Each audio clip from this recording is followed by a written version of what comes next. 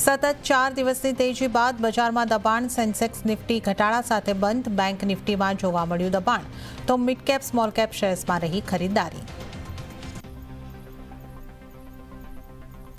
જેબી કેમિકલ્સને ખરીદશે Torrent pharma. Merger બાદ જેબી કેમિકલ્સના 100 શેર્સના બદલામાં ટોરેન્ટના મળશે 51 શેર. લગભગ 12,000 કરોડમાં થઈ ડીલ, પરંતુ ડિસ્કાઉન્ટમાં ઓપન ઓફર આવવાથી જેબી કેમિકલ્સ 7% તૂટ્યો.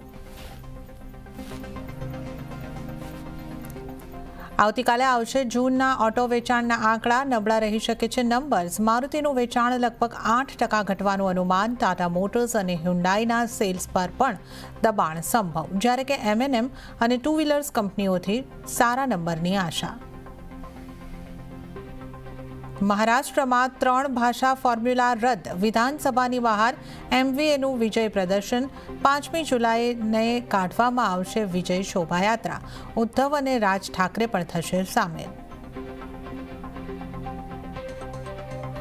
અને રેલવે ટિકિટ રિઝર્વેશન સિસ્ટમમાં 1 જુલાઈથી થશે મોટા ફેરફાર. હવે 8 કલાક પહેલા તૈયાર થશે ચાર્ટ. અત્યાર સુધીમાં 4 કલાક પહેલા તૈયાર થતો હતો રિઝર્વેશન ચાર્ટ. રેલવેનો દાવો, હવે 5 ગણી ઝડપથી થશે ટિકિટનું બુકિંગ.